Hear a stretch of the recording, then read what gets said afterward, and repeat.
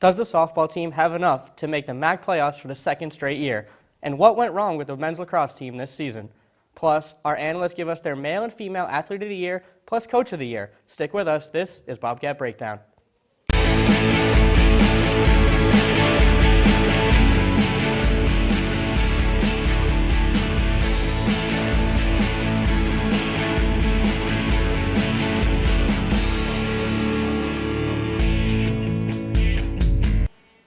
Hello everyone and welcome to the final episode of Bobcat Breakdown presented by QU Online.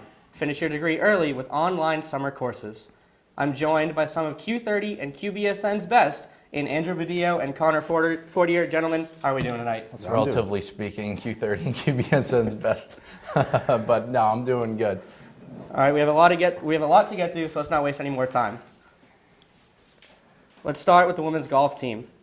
The team will be taking a trip to Athens, Georgia, to take place in the NCAA tournament for the second straight year. John O'Connor's team has made it back to the NCAA tournament. So, guys, Connor, let's start with you. Is this the biggest story of the spring sports season so far? It's a good story, but it's not the biggest story, I don't think. I think the biggest story is the women's tennis team making their fourth straight NCAA appearances. That's four straight. The seniors, from freshman to senior year, all made it throughout their 4 years. It's extremely impressive. I think that's the better story. Yeah, for me, I agree. Women's tennis has been a phenomenal story. We were just talking about it before the show, how impressive the run that they've had has been. But I think for me, it has to be the Rick Seeley story that came up a few weeks ago. I know it's not news that makes the university look good or Quinnipiac athletics look good, but we can't ignore what happened, what the allegations in that memorandum were, where everyone knows about it, the alleged abuse dating back to 2009, 2010. The university still has said that they will not comment on the findings in that memorandum. So I think that has to overshadow anything else that's happened in the spring season. Yeah, obviously a ton going on here on this Quinnipiac campus so far this spring. And it just goes to show that there are just so many options that you guys could pick from, that a team making back-to-back NCAA tournament appearances doesn't have to be the number one story. Nope. But both men's and women's tennis teams have also had an impressive spring season. The women clinched their fourth straight MAC title, as Connor mentioned, and will head to the NCAA tournament yet again. The senior class finished their career an impressive 38-0 in conference play. The men's tennis team did not see as much success as the women's team, falling in the MAC semifinals to Marist after going 5-2 in conference play. But the play of senior Kei Izaka made the headlines for the Bobcats this season as he set the program record for career wins. So guys, with both senior classes leaving pretty big legacies here, which one will leave the bigger legacy? I think it's pretty simple. It's got to be the women's tennis team. You just said 38-0 in MAC conference play, making it to four straight NCAA titles. I don't think I need to even talk anymore about it. The men's tennis team, yes, they had a good year. Kei Izaka had a great year. But the women's tennis team is, of course, I think this senior class who came in and started the winning tradition will leave it with a winning tradition. I think that's the easy answer here. Yeah, Connor, I agree with you 100%. The team hasn't lost a conference match since 2013. That's pretty outstanding. I don't know if there are any teams in college athletics, NCAA athletics across the country who have a streak such as the women's tennis team. The senior class has been instrumental. They haven't lost a single conference match since they came to Quinnipiac, so I don't think there's really any argument towards the men's tennis team. While they do have a very impressive senior class highlighted by Kei Izaka, I think it's hard to make an argument against the women's tennis team. I agree, yep. Kei Izaka, actually the only senior on the Quinnipiac men's tennis team roster. He had a pretty big senior year for himself there, but I have to agree with you guys that the women's tennis team definitely takes the cake for that one. Moving over to the diamond now, the Quinnipiac softball team has lost 4 games in a row and 6 of its last 8, including being no hit in Game 1 of the series against Niagara this past weekend. The team is now 7-9 in MAC play and currently sits in 9th place in the conference. With just 4 games left before MAC playoffs begin, can this team find a way to make the playoffs again this year? I don't think they're going to make the playoffs. The pitching has pretty much fallen apart lately, guys. Casey Herzog and Abby Long haven't been the same players that they were early on in the season, where they were only giving up 2 runs a game, shutouts, going the distance in all the games. And lately they've been losing some really tough games. I know the series against Canisius this past weekend, they lost both games in extra innings. That's a tough weekend. And to go 0-4 and lose your previous 2 games against Niagara too, that doesn't help. The team has went 2-6 in its last 8 games, and with 4 games left and they're 1 game back of the 6th spot. Yeah, the odds of them making the playoffs look good, but they're still out on the outside looking in, and the way they've been playing lately doesn't really paint that good of a picture.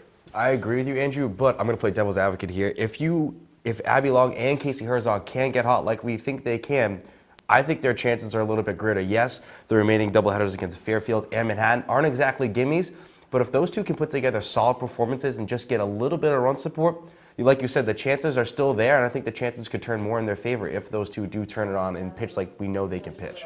I think one more note before we move on to the next topic. Those two games against Fairfield are games that they most likely are going to have to win in order to get in. They're away from home. Quinnipiac's 1-7 away from home this year in conference play. All right, guys, now moving over to the baseball diamond, John Delaney's squad has struggled to find consistent play this season with an overall record of 15-25 and an 8-10 record in MAC play. Despite a lackluster record, there have been some bright spots to this team. So, guys, if you had to pick just one bright spot for this season, what would it be? Andrew, let's hear it. Well, I have a few bright spots, and also I don't think this year I think we're making it sound a little bit like a failure. They haven't been eliminated from playoff contention first, but we can get to that in a little bit. Bright spots for me are Matt Batten and Liam Scarfiello. Batten, once again, has proven to be the best hitter on this team, sporting a 312 batting average, 48 hits, 20 RBIs on the year. He's as solid a hitter as Quinnipiac has seen. And Scarfiello has been the power surge for the Bobcats this year, guys. I mean, 15 home runs. That's something that the Bobcats haven't seen really since Vin Galletti was here, and even Vin Galletti wasn't putting up power numbers like that. Yeah, I mean, I think Batten is the easy answer, but I'm going with Scarfiello. I mean, he's the JUCO transfer, came here, like you said, leads the team for home runs and RBIs. That's the power they're looking for. Like you said, they haven't had that since Vin Galletti. He's an Atlanta Braves pick, and he's just a sophomore. That's the impressive thing. Batten has always been the bright spot for this team, but no one was really expecting this transfer to come in here and put up the numbers that he did in the MAC conference. So I think for me, he's the bright spot for this team. All right, now to a team that had some more success this spring season, the women's lacrosse team reached the MAC playoffs for the first time in program history. The team eventually fell in the first round this past weekend to number 3 seeded Marist by a final of 17-10. So guys, what is the biggest reason the team was able to turn it around and actually make the MAC playoffs this season? You can go, Andrew. So I think it was the belief factor. I mean, we heard it last night on Sports Balls when Kyle Larkin came in to speak. She said they were determined to prove people wrong, and that's what they did this year, going 3-5 in conference play, just sneaking into the playoffs. Yeah, I think it was a good mix between really senior leadership and younger member production. Allison Kuhn, Ashley Bobinski, they were kind of the younger production that this team needed with the senior leadership they had. I think those two mix really kind of created the good culture, like you said, the belief factor for this team. Now shifting over to the men's lacrosse team. Last season, the men's lacrosse team took the MAC by storm, going 6-0 in conference play, winning the MAC championship and its first ever NCAA tournament game. The season was a different story for Eric Fekete and company. The team struggled to find its footing, going just 2-9 and 1-5 in conference play, missing the MAC playoffs. Connor, what went wrong with this team this season? They just lost too much. Yes, they did return Jack Brust on goal, but they lost Lawler on defense, Keenan in the attack, Connor Metha in midfield. Those are all three huge players from that amazing run last year, and that's just too tough to overcome. I know they, like I said, they returned Brust on goal, but that is just way too much to lose. On all three important facets on the field for attack, mid, and defense, way too much for this team to overcome. Yeah, I agree with you, Connor. I mean, they lost by no more than 2 goals in all but one MAC game this year. If the tables turn with that stat, they're in the playoffs, and they could be right into the MAC championship game like they were last year. So I 100% agree with you. I think it's just a maturity, and it was just a young team. All right, guys, great stuff as always. Now our executive producer, Shane Dennehy, takes us around the bases with a spring sports review. Shane? All right, thank you, Tom. I'm Shane Dennehy. We're going to go around the bases on the Quinnipiac softball field, talk some Quinnipiac spring sports. We're going to start with men's lax, predicted to finish first in the MAC. Didn't do so, only won 2 games this season, both coming in conference. Foster Cuomo, not a very stellar season like he was predicted to have. Very young defense, only 1 upperclassman in Riley Palmer, and Jack Brust mixed some games due to a concussion. Now baseball, came off a series against Canisius this weekend, only won 1 game. Starting pitching, really struggling this season, not where they need to be. Liam Scarfiello has been a great player so far, hitting 15 home runs. And now, softball. Casey Herzog, don't know what's going on with her, not having the season she was having last year, has an ERA above 4. But Abby Long, the freshman from Wisconsin, is having a great season, has a 1.22 earned run average in the MAC. Now, we move on to women's lax. Tanya Kotowitz, first-year head coach, has brought Quinnipiac women's lax to the playoffs for the first time in their 20-year history. Allison Kuhn, position change this year, was a quarterback playing a lot behind the net as an attack, moved to the midfield. Tanya Kotowicz wanted to get her more on the ball, and that's actually what she did. 26 goals, 14 assists, and now we move on to tennis. Men's tennis, usually good, finished third in the MAC this year. Not really usually want to be Monmouth taking it away. Women's Lax, unbelievable. 36-0 since they've entered the MAC, have not lost a single game. Graduating 4 seniors this year, have a lot of youth coming along. They will not lose anyone next year. And now women's golf. They have won their 2nd straight MAC title, and they are going back to the NCAA tournament. Alexandra Sazin, winning MAC Player of the Year, winning the entire tournament. And now we move along. Got to give a quick shout out to Jessica Lee, who finished 3rd at the historic Penn Relays this past weekend. And that is Around the Bases with Shane Dennehy. Thank you for joining me. Tom, back to you. Thanks, Shane. Time for a quick break here on Bobcat Breakdown, but when we come back, Andrew and Connor give us their female and male athletes of the year. You don't want to miss it.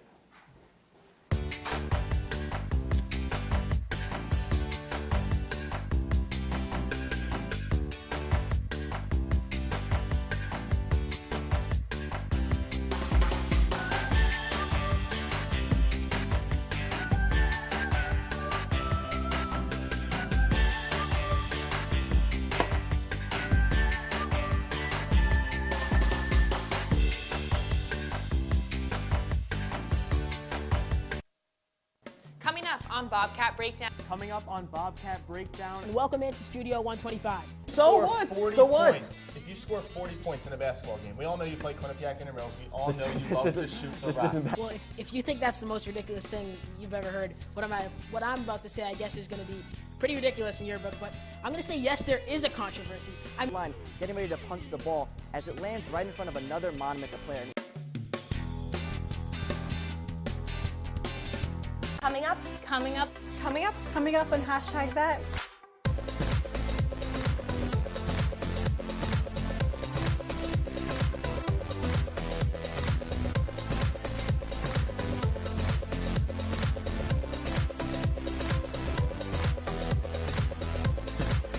We are your source for Quinnipiac's entertainment news.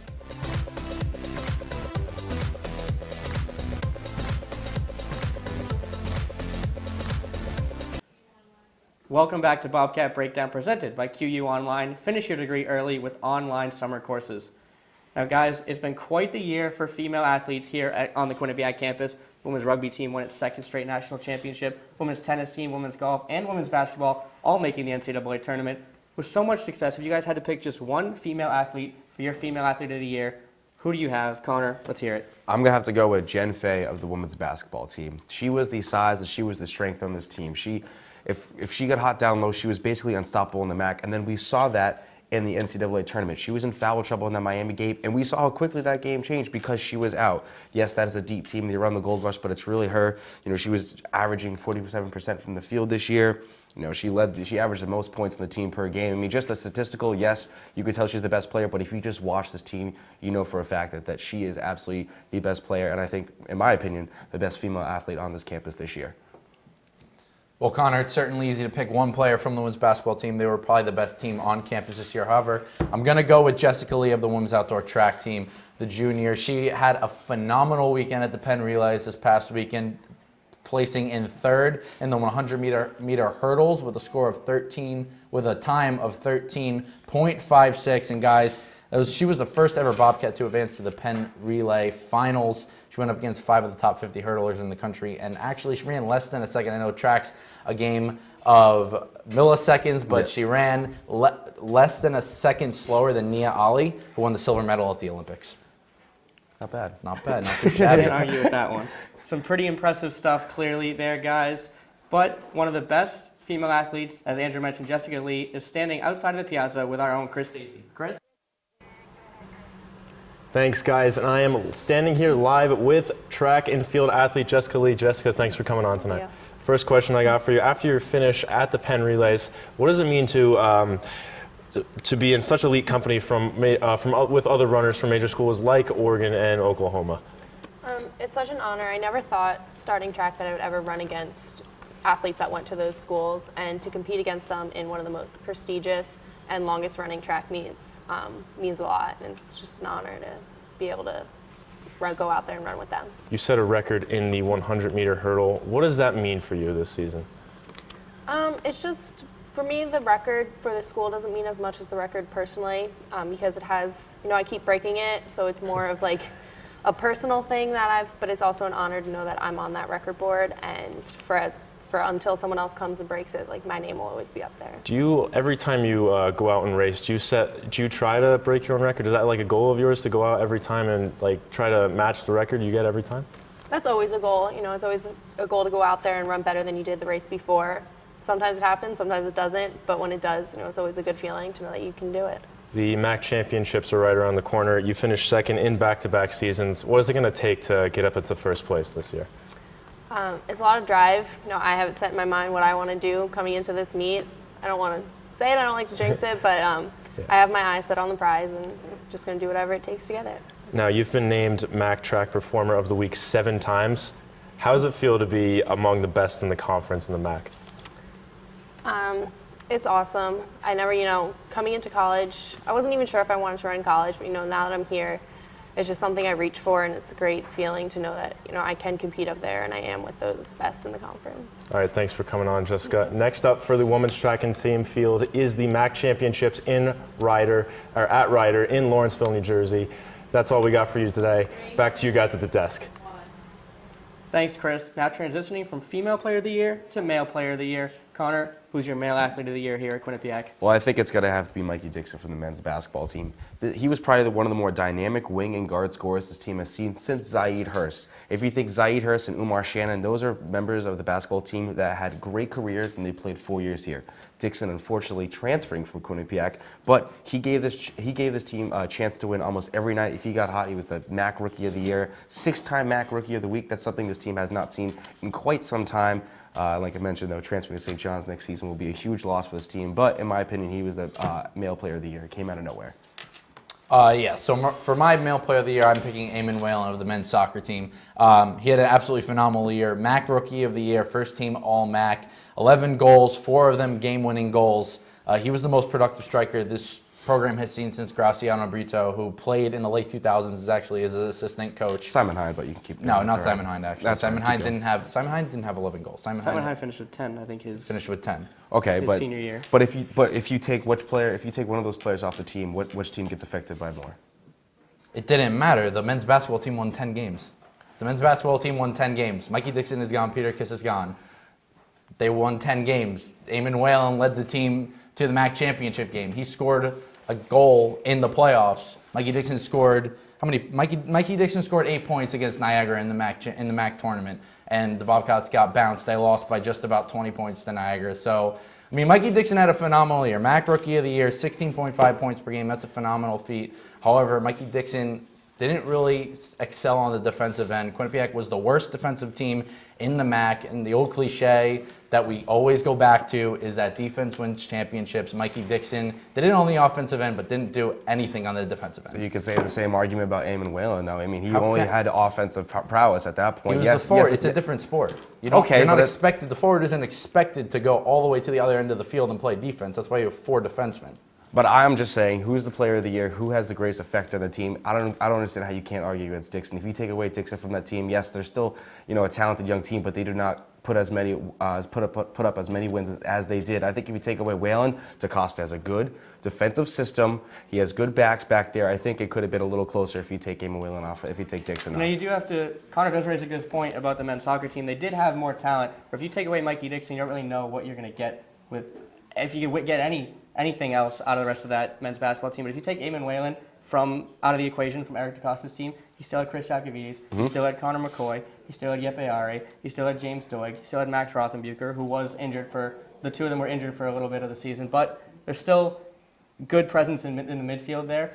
Sure, no one's putting the ball in the net. No one's going to put the ball in the net. They don't have a guy who would have put the ball in the net. Chris Yacovides was one of the best goaltenders in the MAC, and that back line is one of the best ones that we've seen in a long time. So just like you said, defense wins championships. So if that team just keeps going, they just play the defensive game, they get a goal here or there, and they pull out some wins, He was clutch. Mikey Dixon, I don't know. The team just wasn't, as a whole, the team wasn't good enough. I know we're looking at the individual players, but I don't know. I think Eamon Whalen had a bigger impact in his sport on his team. Both freshmen, both with bright futures ahead. Mikey Dixon, obviously, at St. John's. Eamon Whalen will come back here to Quinnipiac in the fall. We're going to take another quick step aside here on Bobcat Breakdown. And when we come back, Connor and Andrew give us their Coach of the Year on the Quinnipiac campus. Stay with us.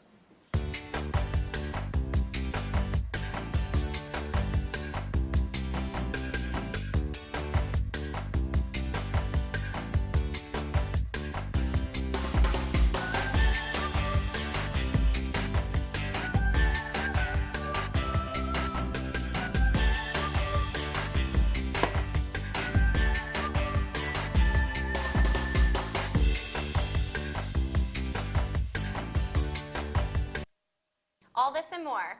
Coming up on the Q30 Newscast.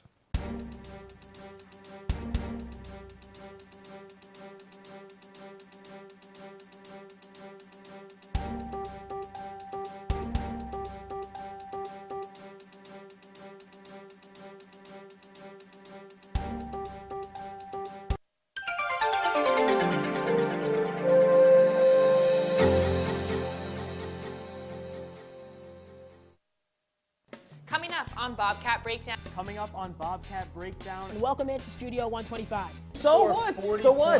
If you score 40 points in a basketball game, we all know you play Quinnipiac Intramurals. We all know you love to shoot the rock. Well, if you think that's the most ridiculous thing you've ever heard, what I'm about to say, I guess, is going to be pretty ridiculous in your book. But I'm going to say yes, there is a controversy. Line, getting ready to punch the ball as it lands right in front of another monument the player.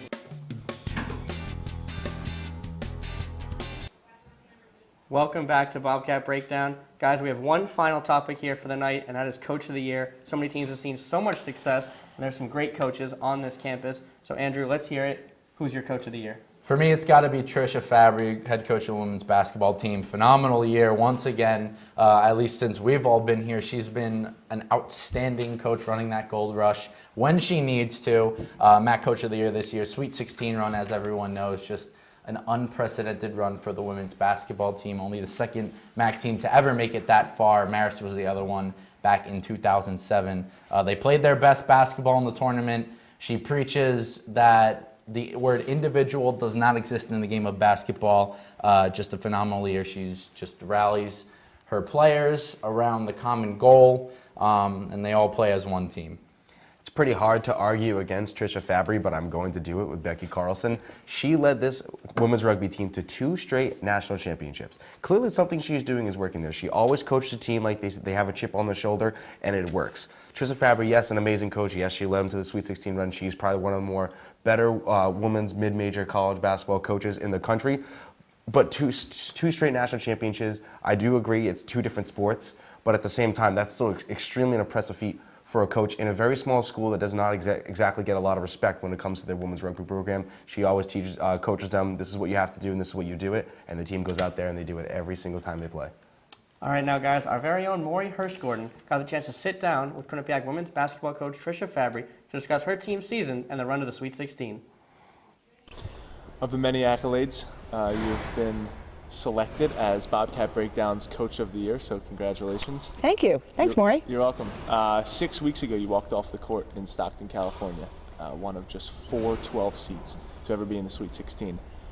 Now you have a little bit of time, collect yourself, look back. What has kind of hit you most, and what's on the forefront of your mind? Well, I just think how we were really able to accomplish what we set out to do this time last year. It's May 2nd now. Our young ladies, like everybody else in school, is in their last week of classes and prepping for exams. And we were on a mission this time last year to set out to do exactly what we did, and understanding really how difficult that is. Because there's so many variables and it's so fragile this season. And to actually do what we set out to do is pretty impressive. A lot of people say in mid-major hoops, the ceiling for a mid-major team is the Sweet 16. But year in and year out, we always find with your program that you set out goals and you achieve them. So what's kind of the next step now that you are at your goal? Well, clearly is about winning that game in the Sweet 16 now. We saw firsthand that next level in the national champion South Carolina. So they had 3 players drafted in the top 10 of the WNBA. 2 of them we faced. For us, our staff is now the challenge in going out and finding those next great Bobcats that help us achieve that. And it's the players now that return to the roster, that return next year, that develop their game over the summer. And they're hungry again. They're just motivated, hungry, and want to be better. And they have this time now to achieve their own individual goals and to work on it until we gather as a team next late August, early September. Thanks, Maury. All right, guys, so we heard Trisha Fabry there. We know the accolades that she comes in with. We heard, Connor, you brought up some of Becky Carlson's accolades. But I want to get into this a little bit more. Why did you pick the 2 coaches that you picked? Winning. I mean, yes, Trisha Fabry does win, and she led this team to their first ever Sweet 16 berth. But Becky Carlson is set out to what every coach in this university wants to do, which is win a national championship, and she has done it twice in a row. That is so impressive to me in a sport that's extremely hard to win at. Yes, it's hard to win for women's basketball. You obviously got to go through the tournament and everything, and there may be less teams for women's rugby, but it's still an intense sport. It's very physically demanding, and that team was ready to go every single day of their season. They may have faced a little adversity here or there, but they were still able to come out twice in a row. With all due respect to the women's rugby team, the same field of talent, the pool of talent that they're playing against, is not even close to the pool of talent that Trisha Fabry's squad had to face off against in the NCAA tournament. And even to get to the NCAA tournament is a tremendous feat. Winning the MAC championship, we almost kind of expect it of Trisha Fabry's teams, the past few years. However, to beat Marquette and then to beat Miami on its own floor, I don't know how it can get better than that. I mean, it's the second time a MAC team has ever gotten that far, and then to lose to the NCAA champion South Carolina Gamecocks, I mean, that's pretty tremendous. I don't know how you guys can top that. With all due respect to Becky Carlson, it's expected of the rugby team to get to the championship game. Yeah, this year it was tough. They had to beat Central Washington, who beat them earlier on in the season. However, I mean, the same caliber of talent that Trisha Fabry had to go up against is not even remotely close. To counter that, though, Andrew, who is set up more to win? Who is set up more to win? Who does more with less out of these 2? Who does more with less? That's kind of a tough question because both sports are different. No, it's easily Becky Carlson. She barely had a field this year. They had to play away for most of their games. Okay, and are you talking about like facilities and just amenities? Overall in general, facilities, talent? Yeah. Becky Carlson can do more with less. All respect to Trisha Fabry, she's an amazing coach, and I think she's one of the best coaches, like I said, in mid-major women's college basketball. But Becky Carlson can do more with less. She's not set up to win as good as Trish Fabry is, and if it's all about winning, then she's done it twice in a row with less compared to Trisha Fabry. I think I'm looking more at the expectation, though. Nobody expected the women's basketball team to win. Well, maybe the expectation was to the expectation was to win the MAC. So that's to win the MAC, but to get as far as they did in the NCAA tournament, that was almost unprecedented. We've seen the rugby team win a championship before. We knew that they could do it. We knew what Becky Carlson could do as a coach. Trisha Fabry went to a new level this year and really cemented herself across the country as one of the best premier coaches, not only in mid-major basketball, but in the country. Yeah, guys, what both of these coaches are doing is pretty remarkable. I'm going to have to side with Andrew on this one. That Trisha Fabry's season, just a little bit more impressive just because of it was never happened before on this campus. Becky Carlson did it last year. Maybe if this was last year, she wins the award, but this year I think it goes to Trisha Fabry. But guys, unfortunately, that is all the time we have tonight on Bobcat Breakdown. A special thanks to all the producers and staff behind the scenes on an incredible year here on Bobcat Breakdown. And as 3 outgoing seniors here at Q30 Television and QBSN, we would like to wish the best to everyone returning next season. For more information, please check out our websites at q30television.com and theqbsn.com, and follow us on Twitter at Q30Sports and QBSN. Thanks for watching all year long. Have a safe and relaxing summer, and we'll see you next time on Bobcat Breakdown.